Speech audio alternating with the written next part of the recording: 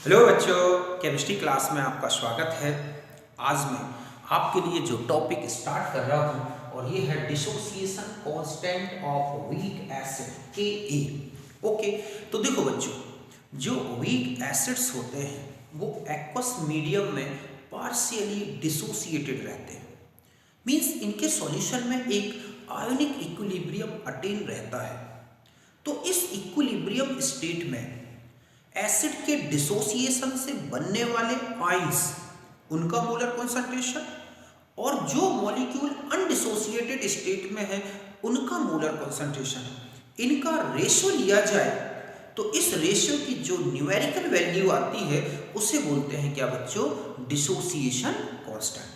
समझ गए बच्चों कि एक वीक एसिड के डिसोसिएशन से बनने वाले आयंस, उनका मोलर कॉन्सेंट्रेशन और जो मॉलिक्यूल अनडिसोसिएटेड स्टेट में है उनका मोलर कॉन्सेंट्रेशन, इनका रेशियो लिया जाए तो इस रेशियो की जो न्यूमेरिकल वैल्यू है उसे बोला जाता है क्या? Dissociation constant. ओके, तो हम इस तरह से समझ सकते हैं कि सपोज हमारे पास एक एसिड है, सपोज एसिड है Ha, ये क्या है?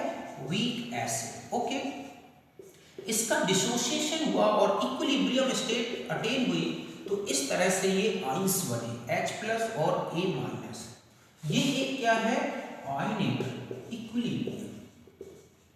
ओके, तो इसका डिसोसिएशन कांस्टेंट Ka, यदि हम इसको रिप्रेजेंट करें तो हम लिखेंगे H+ की मोलर कॉन्सेंट्रेशन A- की मोलर कॉन्सेंट्रेशन अपॉन Ha, जो अनडिसोसिएटेड स्टेट में मॉलिक्यूल्स हैं उनका molar concentration. Suppose CH3COOH plus H2O aqueous medium में CH3COO- प्लस H+ या इसको H3O+ के फॉर्म में लिखते हैं तो Ka = CH3COO-, okay, H3O+ means H+ ही है अपॉन CH3COOH। यह वाटर एक्सेस में होता है इसलिए हम इसका एक्टिव मास नहीं लेंगे। तो ये डिसोसिएशन कांस्टेंट हुआ। ये वैल्यू आती है अप्रोक्सीमेट 10⁻⁵। तो ये एसिटिक एसिड का क्या है बच्चों? Dissociation constant. तो समझ गए ना कि एसिड के जो आयंस हैं उनका मोलर कॉन्सेंट्रेशन और अनडिसोसिएटेड मॉलिक्यूल इनके एक्टिव मास या मोलर कॉन्सेंट्रेशन का रेशियो ही क्या है? Ke। एसिटिक एसिड के लिए ये वैल्यू अप्रोक्सीमेट 10⁻⁵ आती है। तो यहां तक आप समझ गए होंगे और आगे बढ़ते हैं हम। अब देखो, कई बार डिसोसिएशन कांस्टेंट को एक अलग से pKa के फॉर्म में रिप्रेजेंट किया जाता है। मींस एक रिलेशन और होता है कि pKa, तो ये होता है -log Ka। समझ गए बच्चों कि एक होता है, मैं और नीचे लिख दूं यहां पर pKa = -log Ka। यहां ध्यान रखना है कि pKa स्मॉल वैल्यू हो, ओके, और Ka जब ये स्मॉल होगा तो ये लार्ज वैल्यू होगा। ठीक है, तो एसिडिक जो स्ट्रेंथ होगी ना बच्चों, ये एसिडिक स्ट्रेंथ हाई होगी। ओके, ऐसे ही pKa लार्ज हो और Ka स्मॉल हो। ओके, तो जो एसिडिक स्ट्रेंथ है ये जो है ये लो होगी। कंपेयर करना होता है कि कोई भी एसिड, आपको 2 एसिड्स दे रखे हैं और उनके pKa वैल्यूज दे रखी हैं, तो ध्यान रखें pKa स्मॉल हो और Ka लार्ज हो, मतलब जब ये स्मॉल होगा तो ये लार्ज होगा, तो ऐसे में एसिडिक स्ट्रेंथ हाई होगी। pKa लार्ज है और Ka स्मॉल है तो एसिडिक स्ट्रेंथ लो होगी। ओके, एक एग्जांपल से बताता हूं, यहां मिटा देते हैं हम इसको। अब यहां पर एसिटिक एसिड है CH3COOH, हम एक नॉर्मली इस तरह से आयोनाइज्ड लिखे H+ एंड H+।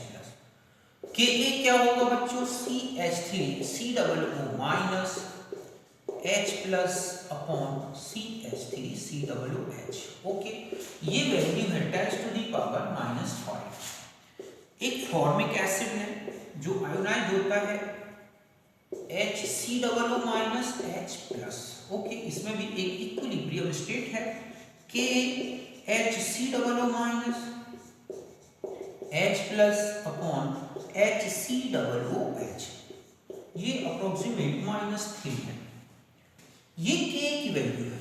इसका pKa कैलकुलेट करोगे तो क्या आएगा बच्चों? यहाँ पर आपने लिखा Ka, ये है 10⁻⁵, तो pKa माइनस log 10⁻⁵, तो pKa होगा 5। यहाँ आपको देख रहे हैं Ka है 10⁻⁻3, तो pKa हो जाएगा minus log 10⁻⁻3 means pKa 3।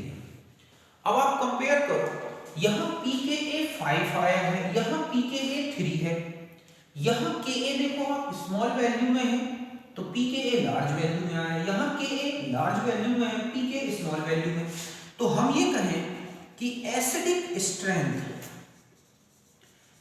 Strength of HCOOH greater than acetic acid. Compare करोगे तो pKa 5 है, ये है 3। अगर इनका रेशियो लोगे pKa 3/pKa, ये हो गया 5, तो ये जो है pKa HCOOH अपॉन pKa, यहाँ पे इनका कंपेयर कर दूं। यहाँ तक आप समझ गए होंगे। अगर आप इनकी एसिडिक स्ट्रेंथ का रेशियो पूछा जाए कि एसिडिक स्ट्रेंथ जो रेशियो है वो क्या होगा, तो हम लिख सकते हैं pKa HCOOH upon pKa CH3COOH। तो यहाँ कितना है बच्चों? ये है हमारे पास 3, और ये कितना है? ये हम ये कहें कि यहाँ पर आप इनके Ka से ये 3 है और ये क्या है 5 है, या हम ये कहें कि ये था -3 और ये है -5, तो ये 10⁻²। तो आप देख रहे हैं कि जो फॉर्मिक एसिड है वो एसिटिक एसिड से 100 टाइम्स ज़्यादा एसिडिक स्ट्रेंथ रखता है। तो इस तरह से कंपेयर कर सकते हैं। अब हम आगे आते हैं। यहां तक आप समझ गए होंगे pKa और Ka के बेस पर एसिडिक स्ट्रेंथ बताना। सीधा सा है, आपको इतना सा ध्यान रखना है कि एसिडिक जो स्ट्रेंथ है, ओके बच्चों, ये डायरेक्टली प्रोपोर्शनल है Ka की। जितना ज्यादा Ka उतना ही ज्यादा स्ट्रॉन्ग होगा वो। यहां तक बात समझ गए। अब हम आ जाते हैं dissociation constant of polybasic acid. Okay, dissociation constant of polybasic acid. Suppose H3PO4 polybasic acid समझते हैं बच्चों, जिसमें नंबर ऑफ प्रोटॉन्स एक से ज्यादा हो, ऐसा कोई एसिड ले, जैसे H3PO4 डिसोसिएटेड होगा 1 स्टेप में। ये जो पॉलीबेसिक एसिड होते हैं बच्चों, वो मल्टी स्टेप में आयोनाइज्ड हो सकते हैं, जैसे ये है। तो इसका Ka1 लें तो हम लिखेंगे H plus H2PO4 1 upon H3PO4। Okay, 1 step में डिसोसिएटेड हुआ। फिर H2PO4 माइनस, फिर आयोनाइज्ड हो गए plus HPO4 2 Ka2 H plus HPO4 2 minus upon H2PO4 1 minus. Okay, third step में आ जाए, HPO4 2 माइनस आयोनाइज्ड हुआ H plus PO4 3 minus Ka3 equal to H plus PO4 3 minus upon HPO4 2 minus. यहाँ तक बात समझ गया। Ka1 Ka2 ये कहलाते हैं, ये कहलाएंगे इसके, मतलब यहाँ पर जो Ka1 है, Ka2 है, Ka3 है, इनको बोलते हैं, या यहाँ पे लिख दो, शायद यहाँ नहीं लिख रहा होगा साहब, तो यहाँ पर पहले और 4th नंबर में हम H3PO4 कंप्लीट आयोनाइज्ड कर रहे 3H प्लस PO4 3 माइनस, और ये है हमारे पास Ka। तो Ka इक्वल टू होगा बच्चों Ka1 into Ka2 into Ka3। ये है step wise constant, dissociation constant. Okay, और ये कहलाएगा बच्चों ओवरऑल डिसोसिएशन कांस्टेंट। यहां तक बात समझ गए ना कि जब मल्टी प्रोटोनिक एसिड हो, मतलब पॉलीबेसिक एसिड, तो डिसोसिएशन कांस्टेंट जो ओवरऑल होता है वो स्टेप वाइज जो डिसोसिएशन कांस्टेंट है उनके प्रोडक्ट की क्या होगा, बराबर। और यहां बता दूं मैं आपको कि जो Ka1 है ये सबसे लार्जेस्ट वैल्यू होगा, Ka2 स्मॉल और K3 स्मॉल। इसी तरह से ये ऐसा क्यों होता है कि देखो फर्स्ट स्टेप में आपने देखा था कि जो प्रोटॉन रिलीज हुआ वो एक न्यूट्रल मॉलिक्यूल से निकला था। दूसरे जब प्रोटॉन निकला तो आप देख रहे हैं कि चार्ज स्पीशीज से निकल रहा है। तो ये जो नेगेटिव चार्ज है ये प्रोटॉन के जो रिमूवल को वीक कर देता है, मतलब कम कर देता है, और ऐसे में एसिड का डिसोसिएशन कांस्टेंट कम हो जाएगा। और लगातार जैसे जैसे नेगेटिव चार्ज बढ़ता जाएगा इसका डिसोसिएशन कांस्टेंट डिक्रीज होता जाएगा। तो ये रिलेशन होता है Ka1, Ka2, Ka3। अगर आपको इसको pKa के फॉर्म में लिखना है तो pKa इक्वल टू होगा pKa प्लस pK, ये हो गया 2 प्लस pKa3। इस तरह से ये pKa से रिलेटेड होंगे pKa के फॉर्म में। तो ये है इनके स्टेप वाइज डिसोसिएशन कांस्टेंट। तो यहां तक आप समझ गए होंगे। अब हम आगे आ जाते हैं। अब हम आ जाते हैं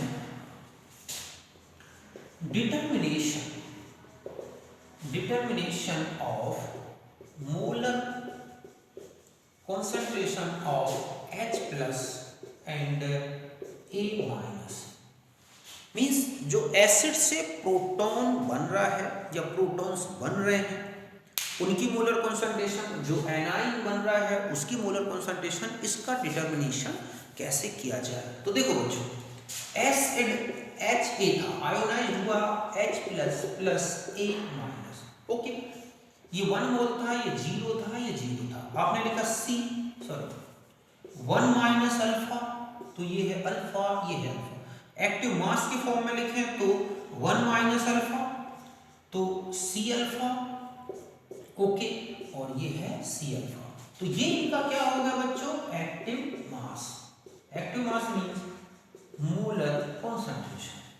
तो H प्लस इक्वल टू क्या हो जाएगा, C अल्फा। इससे आप क्या कैलकुलेट कर सकते हैं, H प्लस। और आगे बढ़ जाए हम इसको C अल्फा। अब अल्फा इक्वल टू आप जानते हैं according to Ostwald dilution law कि Ka अपॉन C होगा। ओके, अल्फा क्या होता है, under root Ka upon C। तो यहाँ H प्लस इक्वल टू क्या हो जाएगा बच्चों, C Ka अपॉन C, या H plus equal to C। यहाँ C हम अंडर रूट के अंदर ले जाए तो H प्लस की मोलर कॉन्सेंट्रेशन हो जाएगी Ka इंटू C। इस रिलेशन से आप क्या कैलकुलेट कर सकते हैं बच्चों, H plus ion concentration. H plus एक बार और लिख दूं, यहाँ ये आ गया आपके पास Ka इंटू C। जहां पर Ka क्या था, डिसोसिएशन कांस्टेंट, जो क्वेश्चन में दे रखा होगा। C है molar concentration of acid solution. Okay, तो यहां तक आप समझ गए होंगे। अगर हम एनाइन की बात करें कि एनाइन की कंसंट्रेशन, तो ये हो जाएगी Ka इंटू C। चूंकि H प्लस और A माइनस बराबर थे तो ये रिलेशन होगा। डिग्री ऑफ डिसोसिएशन का मैंने आपको बता ही दिया, Ka अपॉन C। अगर अलग अलग डिसोसिएशन कांस्टेंट और डिग्री ऑफ डिसोसिएशन दे रखे हैं तो Ka1 Ka2 into C2 upon C1। दो डिग्री ऑफ डिसोसिएशन है तो उनके दो, ठीक है, डिसोसिएशन कांस्टेंट हो, कंसंट्रेशन हो, तो इस रिलेशन से हम इनकी एसिड स्ट्रेंथ भी कैलकुलेट कर सकते हैं। रिलेटिव एसिड स्ट्रेंथ, समझ गए बच्चों। इससे रिलेटिव एसिड स्ट्रेंथ भी कैलकुलेट कर सकते हैं उनकी डिग्री ऑफ डिसोसिएशन को कंपेयर करके। तो यहां तक आप समझ गए होंगे कि प्रोटॉन कंसंट्रेशन एक क्वेश्चन जैसे हम लेते हैं, क्वेश्चन है कि 0.01 मोलर CH3COOH के है 10⁻⁻⁵। ओके, और हम इसको 0.001 मोलर ले लें और उसका Ka ये है, तो अल्फा और H प्लस क्या होगा। ओके, तो सबसे फर्स्ट हम आते हैं कि आपको C क्या दे रखा। C है 0.001 m मीन्स 10⁻⁻3। ओके, Ka आपके पास है 10⁻⁻5। यहाँ आ जाए, अल्फा क्या हो जाएगा बच्चों, Ka/C। तो Ka 10⁻⁻5, C 10⁻⁻3। तो A आ जाएगा आपके पास 10⁻⁻2, तो A होगा 10⁻⁻1। परसेंटेज में कैलकुलेट करना हो तो 10⁻⁻1 × 100, तो ये कितना हो गया बच्चों, 10%। ओके, एक कैलकुलेट कर लिया आपने अल्फा। अब हम आते हैं कि H प्लस की कॉन्सेंट्रेशन क्या होगी। तो बस सिंपल सा है कि H प्लस या तो आप C अल्फा यूज कर दो या रूट Ka इंटू C। तो Ka है 10⁻⁻3, C है -3 मतलब -5 और C है 10⁻, तो रूट हो गया 10⁻⁻8, ये हो जाएगा 10⁻, ठीक है। तो आपके पास H प्लस कॉन्सेंट्रेशन कितनी आ गई बच्चों, 10⁻⁻4 मोल पर लीटर। इसका यूज करते तो 10⁻3 था और 10⁻1 आया था, तो भी यहां से आ जाएगा मोल पर लीटर, या इस कैलकुलेशन से भी कैलकुलेट कर सकते हैं। ओके, तो यहां तक आप समझ गए होंगे।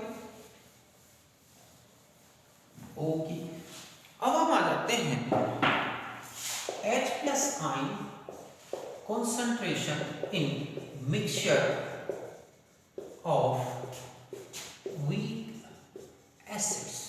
ओके, ये कैसे करें, तो देखो बच्चों, ये रिलेशन है H प्लस मिक्सचर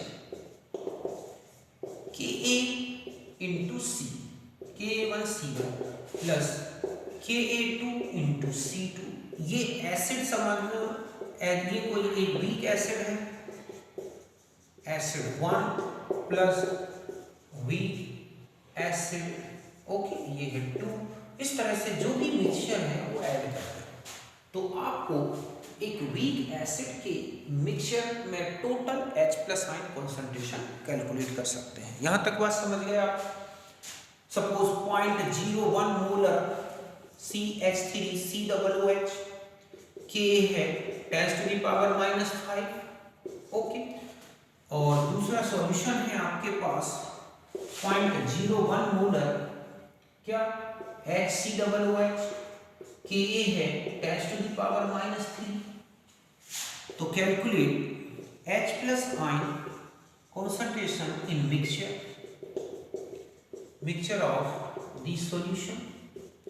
तो बस H प्लस इक्वल टू, यहाँ आ जाए 10⁻⁻5 इंटू 10⁻, कितना है आपके पास, -2 प्लस 10⁻3 10⁻, कितना हो गया यहाँ, -2। बस इनको सॉल्व कर लो, आंसर आ जाएगा।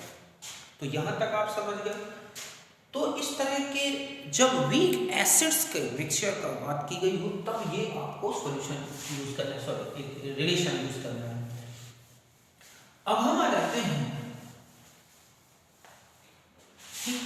दूसरा है कि mixture of weak acid plus strong acid. ऐसा आ गया, सपोज वीक एसिड, ओके, इसकी कॉन्सेंट्रेशन है C1। स्ट्रॉन्ग एसिड, इसकी कॉन्सेंट्रेशन है C। तो H प्लस एसिड कौन सा बच्चों, अब मिक्सचर का देखें तो mixture H plus weak acid plus H plus strong acid, तो ये तो C अल्फा होता है और ये क्या होगा C2। तो आपको पता होगा कि जो एसिड अगर स्ट्रॉन्ग है, ठीक तो वहां पर जो H plus acid, strong acid जो है ना बच्चों, स्ट्रॉन्ग एसिड, ये बहुत ज्यादा होता है H प्लस वीक एसिड। तो इसका मतलब है कि H प्लस मिक्सचर जो है ना, अप्रोक्सीमेट आपको क्या ले लेना है, C2। समझ गए ना कि अगर वीक एसिड और स्ट्रॉन्ग एसिड का मिक्सचर हो और इनकी जो कॉन्सेंट्रेशन है अप्रोक्सीमेट आसपास की ही हो, तो आपको H प्लस कॉन्सेंट्रेशन केवल C2 की लेनी है। मींस यहाँ पर आपको H plus concentration of strong acid लेना है। ये है, देखो ऐसे कैसे क्वेश्चन में जैसे आ जाता है, तो ये बता दूं मैं आपको, तो ये तो समझ गए होंगे। जैसे ये लिखा है कि 0.01 molar CH3COOH, okay, mixed with 0.1 molar या 0.01 मोलर HCl, तो H प्लस ऑफ मिक्सचर क्या होगा, ओके। तो सीधा सा है, आप यहाँ क्या लिख दोगे बच्चों, H plus mixture is equal to 0.01 mole. Suppose यहाँ पर एक दूसरा है कि 0.01 मोलर H2SO4 हो, तो क्या करेंगे, तो H मिक्सचर यहाँ लिख देंगे 0.01 इंटू 2 मोल।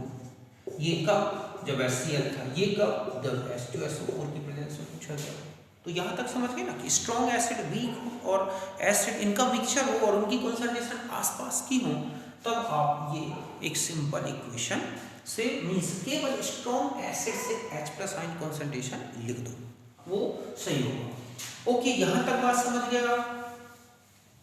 तो ये थे जब H प्लस की कैलकुलेशन की गई हो। अब स्ट्रॉन्ग एसिड की बात की गई हो बच्चों, ओके, तो स्ट्रॉन्ग एसिड में अल्फा जो है ना बच्चों 1 होता है।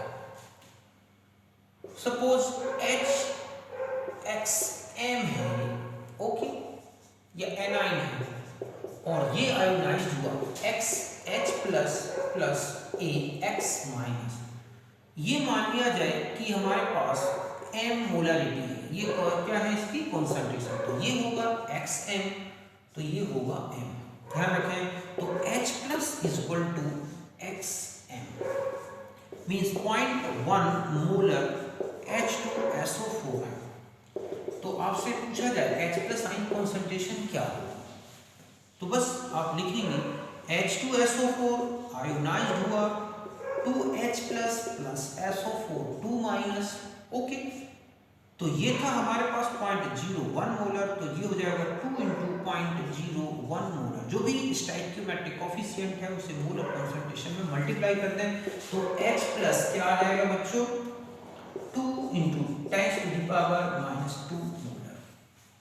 तो स्ट्रॉन्ग एसिड है, तो अल्फा 1 मान के जो मोलर कंसंट्रेशन है वो इस तरह से प्रोटॉन की कंसंट्रेशन को कैलकुलेट करें स्टोइकियोमेट्रिक कोफिशिएंट से मल्टीप्लाई करके। 1 होता है जैसे HCl, तो 1 से मल्टीप्लाई कर देते, तो जो एसिड की मोलर कंसंट्रेशन थी वही H प्लस की आ जाती।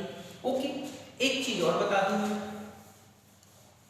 बाकी एसिड बेस इनके मिक्सचर में H प्लस। अब ये आता है कि मिक्सचर ऑफ स्ट्रॉन्ग एसिड्स क्या, तो H प्लस मिक्सचर क्या होगा बच्चों, तो यहां ध्यान रखना है acid mixture equal to N1B1 plus N2B2 plus N3B3 जो भी है upon B1 plus B2 plus B3 dash V total करते हैं। Suppose 0.1 molar HCl 200 ml, okay, 0.1 molar H2SO4। ध्यान रखें नॉर्मलिटी की यूनिट में लेना है जब आप H प्लस मिक्सचर लिखा है। H2SO4 200 ml। मैंने कहा H प्लस मिक्सचर क्या हो, ओके, तो आप क्या लिखेंगे, H plus mixture is equal to, तो 0.1 मोलर, ध्यान रखें HCl की मोलरिटी और नॉर्मलिटी सेम होगी, तो यहां हो जाएगा 0.1 इंटू 200, ओके, इंटू यहां आ जाए 0.1 मोलर, तो 0.1 इंटू 2 करेंगे बच्चों। क्यों? क्योंकि H2SO4 की मोलारिटी नॉर्मलिटी में रिलेशन लोगे तो नॉर्मलिटी मोलारिटी के डबल आएगी, इंटू 200 अपॉन में क्या कर देंगे हम 200 प्लस 200, बस इसको सॉल्व कर लेंगे, H प्लस मिक्सचर किया जाएगा। कब? जब स्ट्रॉन्ग एसिड्स के जो है मिक्सचर किए गए हों और उनके वॉल्यूम नॉर्मलिटी दे रखी हो। मोलारिटी है तो नॉर्मलिटी में चेंज करके ही आपको H प्लस कैलकुलेट करना है। यहाँ तक आप अच्छी तरह समझ गए होंगे। और देखो, और मैं कुछ रिलेशंस बता दूं आपको। अब acid plus base mixture, okay, first है कि नॉट कंप्लीट न्यूट्रलाइजेशन, ओके। अब चाहे स्ट्रॉन्ग एसिड स्ट्रॉन्ग बेस इनको मिक्स किया गया हो और इनमें से किसी एक का कंप्लीट न्यूट्रलाइजेशन नहीं हुआ, फर्स्ट पोजीशन ये है कि यहाँ पर एसिड लिए गए हो, जैसे एसिड के इक्विवेलेंट ने NaBA, बेस के इक्विवेलेंट ने NB और BB, ओके।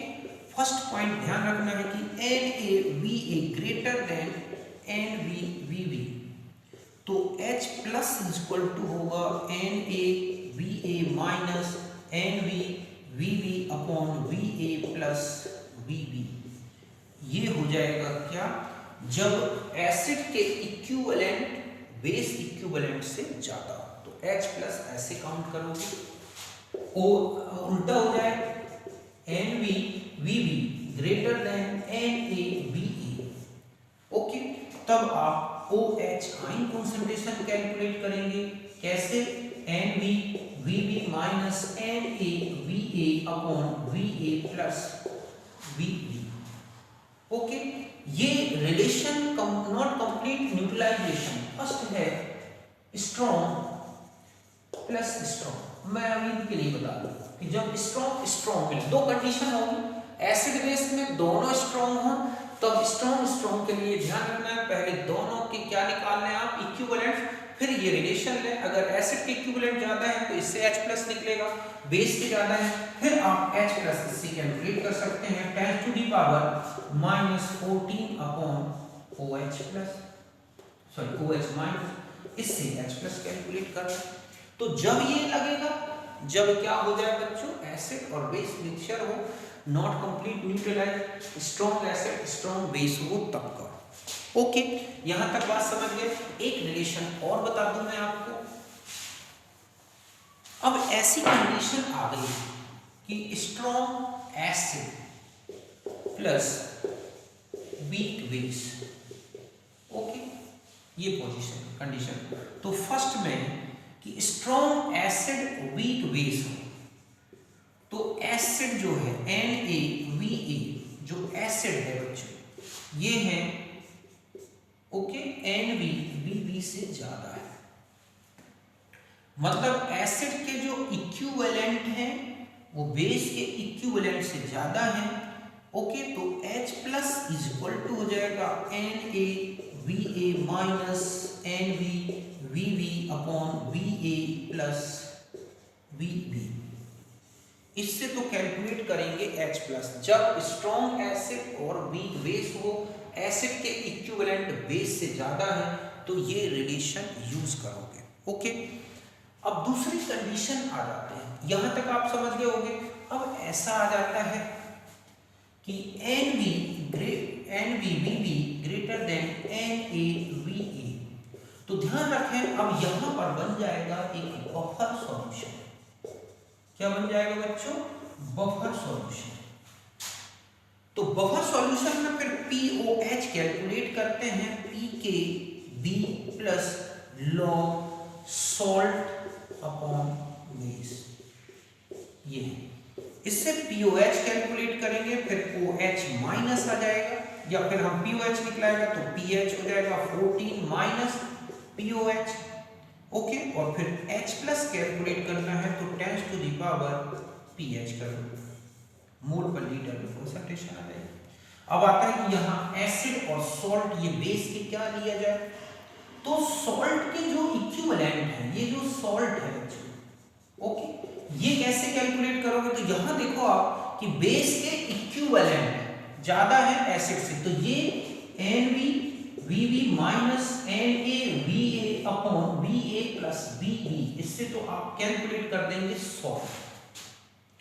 और जो बेस अब बचा, ठीक है, तो यहां बेस क्या बचा होगा, देखो ये जो है BaNb, तो कितने बेस में से एसिड के इक्विवेलेंट, तो ये जो इक्विवेलेंट है सीधा है कि क्या ज्यादा है बेस और एसिड कम है, नो, सॉल्ट की जो इक्विवेलेंट आएंगे बच्चों वो होंगे NaVa upon Va plus Bb, ये तो होंगे सॉल्ट के इक्विवेलेंट, और जो बेस बचा होगा वो है NaVb minus NaVa upon Va plus Bb, okay. ये तो बेस के बचे इक्विवेलेंट हो गए कि कितना बेस लिया गया था उसमें से एसिड ने कितने न्यूट्रल कर दिए, और इससे आप बेस के और सॉल्ट कितना बना होगा, तो आप जो भी जो है एसिड जो था, ओके, उसके जितने इक्विवेलेंट न्यूट्रल होंगे उतने ही तो सॉल्ट के इक्विवेलेंट बन जाएंगे, और टोटल कितना वॉल्यूम दोनों को मिक्स करने से, इस रिलेशन से आप सॉल्ट और बेस का फिर आप यहाँ पर सॉल्यूशन लेंगे, और pKa इक्वल टू होता है माइनस log Ka, तो POH सॉरी pKb है ना, तो ये pKb, तो Kb से आप कैलकुलेट करिए, ओके। यहां तक बात समझ गए कि जब स्ट्रॉन्ग एसिड वीक बेस मिलाया गया हो, तो पहली कंडीशन मैंने बता दी थी कि जब बेस ज्यादा हो, सॉरी एसिड के इक्विवेलेंट ज्यादा थे तो वो रिलेशन, जब वीक बेस के ज्यादा थे एसिड के, तो ये बफर सॉल्यूशन बन जाएगा, पीओएच कैलकुलेट करेंगे, ये रिलेशन लगाएंगे, सॉल्ट कैसे कैलकुलेट करोगे बेस, एक कंडीशन तो ये होगी, ओके बच्चों। एक और रिलेशन बता दूं मैं आपको इसमें, अब यदि यहां पर ऐसा हो कि weak acid plus strong base दिया गया, अब आपको क्या करना है, तो फर्स्ट है कि एसिड जो है NaVa greater than NbVb, okay, तो फिर इसमें pH, तो ये एक बफर बन जाएगा बच्चों, क्या बन जाएगा, बफर, कौन सा, एसिडिक बफर, तो फिर आप रिलेशन लगाओगे pH इक्वल टू pKb, वो pOH था, ये pKa आ जाएगा प्लस log, फिर वही रिलेशन सॉल्ट अपॉन एसिड।